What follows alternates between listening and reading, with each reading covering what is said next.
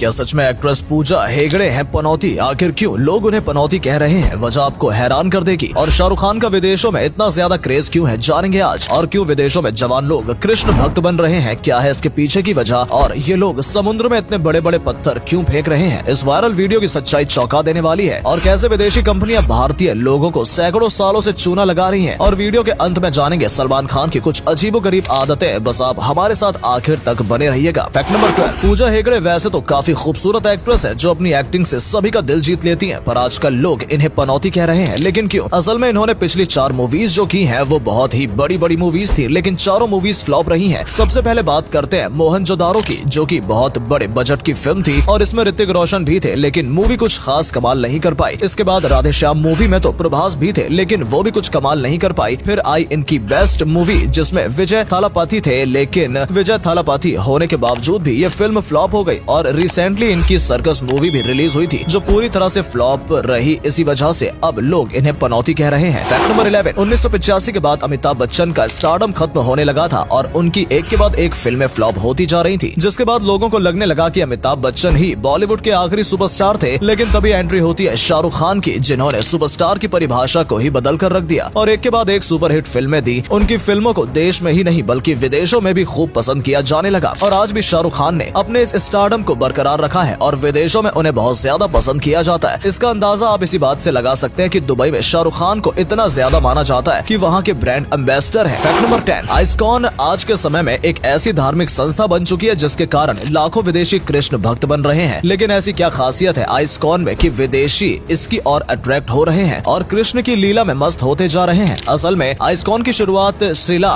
प्रभुपादा ने की थी, जहाँ वो विदेशों में जाकर श्री कृष्ण के बारे में लोगों को बताते थे और लोग इनसे इतना ज्यादा प्रभावित हुए कि वहाँ पर कृष्ण भक्तों की संख्या बढ़ती ही चली गई। फिर धीरे धीरे आइस्कॉन विदेशों में खूब फैल गया और आइस्कॉन के भक्तों ने और भी ज्यादा लोगों को आइस्कॉन में शामिल करना शुरू कर दिया। ये लोग भगवत गीता के बारे में लोगों को बताते हैं और धीरे धीरे आइस्कॉन में अब बहुत सारे विदेशी लोग शामिल हो चुके हैं और आइस्कॉन के मंदिर भी बहुत कंट्रीज में है। विदेशों में जवान लोग आइस्कॉन की वजह से कृष्ण भक्त बन रहे हैं क्योंकि उन्हें ये जिंदगी ज्यादा प्रभावित कर रही है। फैक्ट नंबर 9, अभी आप स्क्रीन पर जो वीडियो देख रहे हो उसे देखने के बाद आपके दिमाग में ये सवाल जरूर आ रहा होगा कि ये लोग इतने भारी भारी पत्थरों को समुद्र में क्यों गिरा रहे हैं। चलिए आपको इसके पीछे की वजह बताते हैं। दरअसल ये सब कुछ फ्रांस और ब्रिटेन के बीच में मौजूद अटलांटिक महासागर के सकरे रास्ते में हो रहा है, जिसे इंग्लिश चैनल कहा जाता है। वैसे तो ये एक सुरक्षित इलाका है, लेकिन इसके बावजूद भी मछली पकड़ने वाले लोग इस इलाके में जाल लगा देते हैं, जिससे पर्यावरण को नुकसान हो रहा है। इसी वजह से ये बड़े बड़े पत्थर समुद्र में फेंके जा रहे हैं, जिससे मछली पकड़ने वालों के जाल पत्थर में फंस जाएंगे और उन्हें जाल काटना पड़ेगा और इससे समुद्री जीवों को छुपने की जगह भी मिल जाएगी। ऐसा करने से समुद्री जीवों का शिकार बहुत कम हो जाएगा। फैक्ट नंबर 1, 3 अगस्त 2016 की बात है जब बोइंग 777 का एक जहाज एमिराट्स फ्लाइट 521-300 लोगों को लेकर भारत के त्रिवेंद्रम एयरपोर्ट से दुबई के लिए उड़ान भरता है और कुछ घंटों के सफर के बाद ये हवाई जहाज दुबई के एयरपोर्ट पर पहुंच भी जाता है। लेकिन दुबई के एयरपोर्ट पर लैंड करने से पहले ही इस हवाई जहाज में कुछ गड़बड़ी आ जाती है, जिससे इस हवाई जहाज के पायलट इसे फिर से उड़ा देते हैं, लेकिन ऐसा संभव नहीं हो पाता और ये हवाई जहाज एयरपोर्ट पर ही क्रैश हो जाता है। धीरे धीरे से सभी यात्रियों को उतार लिया जाता है और थोड़ी ही देर बाद इसमें आग भी लग जाती है। इसके बाद एयरपोर्ट के फायर फाइटर्स इसकी आग बुझाने के लिए आ जाते हैं, पर इस हवाई जहाज में आग इतनी तेज लगी थी कि इसमें एक फायर फाइटर की जान भी चली जाती है और कई फायर फाइटर घायल भी हो जाते हैं। जिस समय प्लेन में आग लगी थी उस समय इसमें कोई यात्री सवार नहीं था, लेकिन इस प्लेन क्रैश के बाद उस समय दुबई एयरपोर्ट पर जो मंजर देखने को मिला था वो वाकई में डरावना था। फैक्ट नंबर 7, आपको ये तो पता होगा ही कि भेड़िए को कभी कोई अपना पालतू नहीं बना सकता, जिसके पीछे के कई कारण बताए जाते हैं, पर इसके पीछे का एक इस्लामिक कारण भी है जिसके बारे में चलिए मैं आपको बताता हूँ। असल में जब हजरत नूह अलैहिस्सलाम ने जब अपनी कश्ती तैयार कर ली थी तो उनकी कश्ती में जानवरों में सबसे पहले भेड़िया ही चढ़ा था, जो 6 महीने तक दूसरे जानवरों की सुरक्षा करता रहा। और जब 6 महीने के बाद कश्ती नूह फिर से हुस्क पर पहुंची तो सभी जानवर उतर गए, लेकिन आखिर तक भेड़िया हजरत नूह अलैहिस्सलाम के साथ ही रहा। जिसके बाद नूह अलैहिस्सलाम ने भेड़िए के सर पर हाथ रखकर उसके लिए अल्लाह ताला से दुआ की कि ए अल्लाह, इस जानवर को हमेशा आजाद रखना, और इसलिए आज भी कोई भेड़िए को गुलाम नहीं बना सकता। फैक्ट नंबर 6, अभी आप स्क्रीन पर जिस शख्स को देख रहे हो इनका नाम जादूगर सम्राट शंकर है, जो 72 साल की उम्र में भी लोगों को जादू दिखा रहे हैं। इनके मुताबिक ये अभी तक 28,000 से भी ज्यादा मैजिक शोज कर चुके हैं, जिसमें से 23,000 शोज तो इन्होंने चैरिटी के लिए किए थे। ये करोड़ों रुपए सरकार को दान भी कर चुके हैं। ये शोज से जितना कमाते हैं उसमें से ज्यादातर तो सरकार को दान कर देते हैं और गरीब लोगों की मदद भी करते हैं। इनका मानना है कि भारत में जादूगरी को बहुत ही कम लोग सीख रहे हैं, पर ऐसा नहीं होना चाहिए क्योंकि जादू करके बहुत पैसा कमाया जा सकता है। आपको बता दें कि ये बहुत ही कमाल के जादू करते हैं जिन्हें देखकर लोगों को अपनी आंखों पर विश्वास ही नहीं होता है। फैक्ट नंबर 5 दोस्तों, सऊदी में नियम कितने सख्त हैं ये तो आप जानते ही होंगे, और सऊदी कभी भी अपने नियम और कानून से समझौता नहीं करता है। सऊदी में एक नियम ये भी है कि कोई भी लड़का लड़की से शादी से पहले साथ नहीं रह सकता। वहीं हाल ही में सऊदी के फुटबॉल क्लब अल नासर को रोनाल्डो ने ज्वाइन किया है, जिसके लिए उन्हें 4400 करोड़ रुपए मिले हैं और अब रोनाल्डो इसी क्लब से खेलेंगे, जिसके लिए इन्हें सऊदी में रहना पड़ेगा। लेकिन प्रॉब्लम तो ये है कि रोनाल्डो की तो शादी हुई नहीं है, बल्कि उनकी एक गर्लफ्रेंड है जिससे उन्हें बच्चे भी हैं। तो अगर अब रोनाल्डो सऊदी अरब में रहेंगे तो उनका पूरा परिवार भी वहीं रहेगा, और बिना शादी के साथ रहना तो सऊदी अरब में गैर कानूनी है। तो आखिर फिर रोनाल्डो सऊदी में रहेंगे कैसे? दरअसल जब से रोनाल्डो ने सऊदी अरब का क्लब अल नसर ज्वाइन किया है, जब से सऊदी में फुटबॉल की फैन फॉलोइंग कुछ ज्यादा ही बढ़ गई है, और इसी दीवानगी को देखते हुए सऊदी अरब सरकार ने रोनाल्डो को इसी तरह से सऊदी में रहने की मंजूरी दे दी है और अपने नियमों को किनारे कर दिया है। फैक्ट नंबर 4 इस्लाम के मुताबिक एक दिन कयामत आएगी और दुनिया खत्म हो जाएगी, लेकिन ये कयामत आएगी कब? चलिए आज मैं आपको बताता हूँ। दोस्तों, कयामत कब आएगी इस बारे में सिर्फ और सिर्फ अल्लाह और उसके रसूल को पता है, लेकिन हजरत मोहम्मद सल्लल्लाहु अलैहि वसल्लम ने कयामत से पहले की कुछ निशानियां जरूर बताई हैं। नबी के मुताबिक जब बहुत ज्यादा कत्लेआम बढ़ जाएगा और भाई अपने भाई को मारेगा, बेटा अपने बाप को मारेगा और लोग एक दूसरे का बहुत ज्यादा हस्त करेंगे, किसी को किसी की परवाह नहीं होगी, लोग गुनाह पर गुनाह करते जाएंगे और भी बहुत सारे फितने हो जाएंगे, तो कयामत करीब होगी। फैक्ट नंबर 3 क्या आपको पता है कि हॉर्लिक्स, बॉर्नवीटा और कॉम्प्लान ये विदेशी कंपनियां बहुत सालों से हमें उल्लू बनाती जा रही हैं। पहले के समय में हम भारतीय बादाम दूध पीते थे जिससे हमारी सेहत काफी अच्छी रहती थी, लेकिन अंग्रेजों को ये बात पसंद नहीं आई और उन्होंने अपने फायदे के लिए हॉर्लिक्स को लॉन्च किया और लोगों को बताया कि ये बादाम दूध से ज्यादा बेहतर है, जिसके बाद इसकी डिमांड भारत में बढ़ती ही चली गई और फिर इसके जैसे ही और भी ब्रांड मार्केट में आते गए जो काफी सालों से हमें उल्लू बना रहे हैं। असल में ये इतने ज्यादा पावरफुल भी नहीं होते हैं। और अगले फैक्ट पर जाने से पहले इस फोटो को ध्यान से देखिए और बताइए आपको कौन दिखाई दे रहा है। इससे पता लगेगा आपका दिमाग और आपकी आंखें कितनी तेज हैं। आपको मिलते हैं 5 सेकंड।